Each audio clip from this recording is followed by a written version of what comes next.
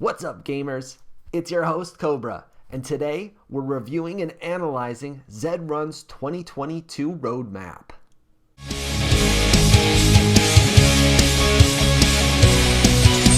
So on New Year's Eve, Zed Run's team put out a lengthy blog post detailing their 2022 roadmap and plans, and today we are going to analyze them so that I can break down my thoughts on what's coming, what's not coming, and what this means for the future outlook of Zed Run. My initial reaction to the blog post was actually shock because communication has been a major weak point for the Zed Run team. So this is a nice step in the other direction and some improvement. They also acknowledge right at the top that they have done a poor job of hitting deadlines and timelines that they set for themselves, which is good acknowledgement, but I am always following people's actions rather than their words. So while the promise to improve is nice, I am going to wait to actually see some of that improvement before they get any credit from me. Now, the first big change is that they are revamping the class system, and this is badly needed. They're implementing an ELO rating system which attempts to rate your horse against similar competition and in theory should be more effective in creating competitive classes and more competitive races, which is badly needed. The fact that they have rolled out several small changes to the class system that, in my opinion, had relatively small or even no impact on the overall results of the classes means that this one really needs to work well. Now, the really big news coming out of this blog post is the Zed Run token. They haven't talked about this in about a year, maybe longer. I've been following the project for 10 months, and other than reading about it in the white paper, there has been no mention of the token at all in 2021 up until this blog post on New Year's Eve. So it's great to get some information finally. Now, in theory, the Zed Run token can and will be used for racing, breeding, plus additional other features that we're going to talk about, and that means that it should have quite a bit of utility, and that's a real advantage that Zed Run has since they've got an ecosystem that has been running for over a year now and many users that are playing on the platform today. A big change from what they had detailed in the white paper is that they're going to airdrop tokens to all racehorse owners. Previously, that was just for Genesis owners, and in my opinion, this is a pretty big hit to the value of Genesis horses, although it's hard to imagine the market factoring that into the prices since we've heard nothing about this token for over a year. I do like that they are going to incorporate length of ownership as one factor for the airdrop of the tokens. I do hope that they have some way to trace them back to purchases because many Zed Run owners have multiple stables, and a lot of NFT owners and collectors in general will trade their NFTs between different wallets, and that will look like a sale or a transfer of ownership to the team, but it really isn't one, and I don't want to see owners punished because they moved a horse from one stable to another. After the token launches and starting in Q1 per their roadmap, races are going to switch from having an entry fee in ETH to an entry fee in the Zed Run token. And this is a welcome change. That's the most important utility to give to the token. We are also going to see the prizes in Zed Run tokens as well. However, initially at least, it's going to be both a Zed Run token prize as well as an Ethereum prize, which is interesting. We'll have to see how that's going to work and how the prize pools are split up once we get more details. Now, if you are finding this and other free roll videos useful, do me a favor and quickly check below to see if you have subscribed to the channel or not yet. If you haven't, please do so. It helps support us and only takes a second of your time. Then in Q2, we're supposed to get racehorse retirement, which is not that exciting of a feature, but is an important step because today the supply of racehorses is essentially infinite, as there's no cap on the amount of breeding that we can do.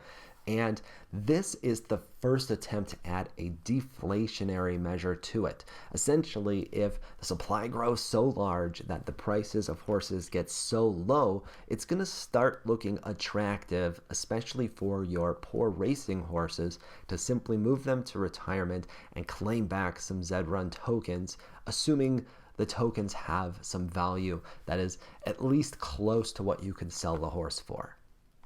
Another big update for Q2 is they're going to implement renting for racehorses. Now, this is a welcome addition for stable owners as it adds another avenue for passive earning, which is something that I really like to see within the play and earn ecosystem.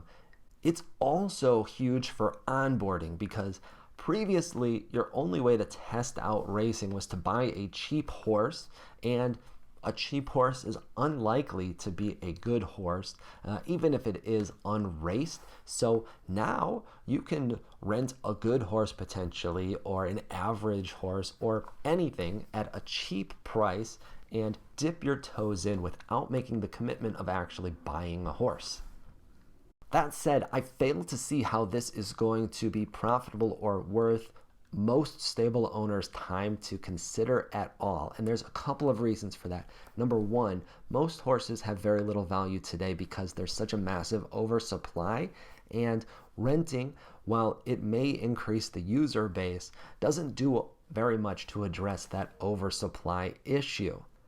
They are also going to take some of the burned horses or retired horses, since they're not necessarily being burned, and they're going to use those as a VHS stable of rentable horses. And that means that we're going to be competing with the game studio themselves for those rental sales, and it's in their benefit for those to stay very low. So honestly, unless you've got a really good racehorse, I don't see how this is going to help you very much. And if you have a really good racehorse, then you're not experiencing the problems that most users are anyways.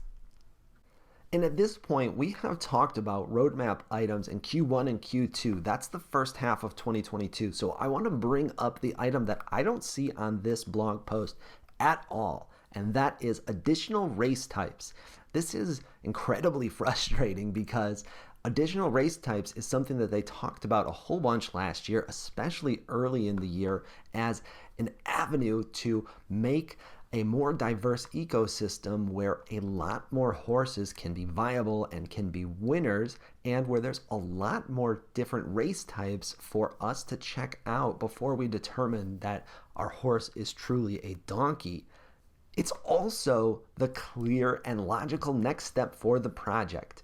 It's been over a year since racing was turned on, and today we still have only one type of race in a straight flat line where your gates make no difference and there's no weather impact.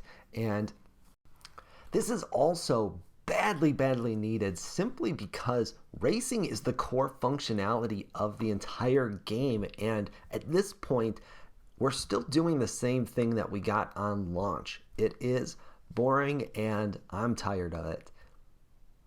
Now, this is a much smaller issue, but also not addressed at all in the roadmap, and one that is near and dear to my heart, so I have to bring it up. Supercoats. Now, when they launched the game, Supercoats were a thing, and they still exist today. And when I do still try to breed, I am always making an attempt to create an additional Supercoat. However, it feels like those efforts were a complete waste because a year later, or nearly a year later now, and they still mean nothing. They don't look different. Your horse gets no cosmetic changes to it. They have no impact on the horse's success or racing. And because of that, the market treats them as essentially just a regular horse of that color, which is awfully disappointing. I spent quite a bit of time and a little bit of money to set up a stable specifically around breeding Supercoats, and unfortunately it seems like they're abandoning that idea entirely. So back to a Q1 roadmap item, and that is the continued expansion of tournaments. Now at the Freeroll, we have mixed feelings about tournaments because on the positive side, they do address some of the variety problems in that they create limited fields to participate in the tournament and allow additional horses to compete. They also make a bunch of free races available, which is great for testing out new horses. Now, this assumes that your horse qualifies for the tournament, and more that is not going to be the case. But when there's a tournament running where you have horses that you want to test out and they qualify, there's going to be a whole bunch of free races, so you can easily do 2 or 3 at each distance before you make a final determination on your horse. On the flip side, I view tournaments as a band-aid solution to the variety issue that Zed Run is facing today, and that's because the tournaments only exist for a couple of weeks at a time, and once they're gone, you can hope that that tournament comes back or that a similar tournament comes back, but your racehorse that gains some additional value by qualifying for the tournament loses it pretty much immediately afterwards, and there's no guarantee that that tournament's going to come back. So we still desperately need permanent race types added to the ecosystem, but this does help a little bit. However, it seems to me that tournaments have completely replaced additional race types and additional race factors as a way to add variety, at least for the foreseeable future, and I really hope that that is not the case. But again, just looking at the actions from the team, I don't see how we can draw any other conclusion. There's also an interesting new feature with no date attached to it called Party Mode, and Party Mode is a feature that allows users to generate their own event. Now, this I think has some real potential because the community contributes much more to this project than most others, and in my opinion is the main reason why we are continued to be interested in Zed Run at all. So hopefully this is something where the community can create some really interesting events, and just like with tournaments, the Zed Run team can then potentially expand upon that and build it into the UI as well. The other untimed update is seasons, and seasons are going to mark a period of racing where you'll compete against other users. You're going to need a pass to be involved in the season, which will potentially limit the number of entrants and keep things a little bit fresher. There's also going to be a daily and seasonal leaderboard, and these are exciting to hear about. In fact, it's kind of baffling that we don't have any leaderboards today since it has been an active project for so long. But one of the mobile gaming 101 strategies that companies use to get us to spend more money is a leaderboard, because it creates FOMO and people like to see their name high up on that list, and there are lots of folks that will spend extra money simply to move up and potentially get that #1 spot. It's also another way to potentially earn DES tokens or Zed Run tokens, because I can't imagine that the prizes will be anything other than that. The roadmap finishes up with a few more notes that I don't think are interesting enough for this video, but you can check them out. I've linked the blog post below, so you can read the entire thing yourself, but those additional things include more marketing in the second half of the year, some additional hires, and some notes about the partnerships and advisors that they're working with.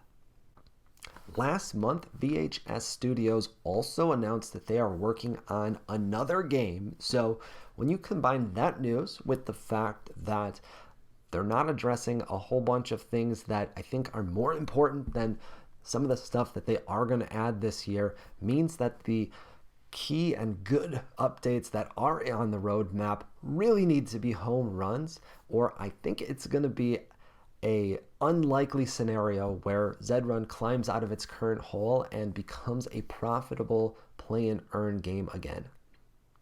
Thank you for joining and watching our video. If you found this useful, give us a follow on Twitter. That's where I am talking about play and earn games all the time. And if you have any questions, that's the best way to get some answers from me directly. Also, if you haven't already, hit that like and subscribe button. It really helps support the channel and only takes a second of your time.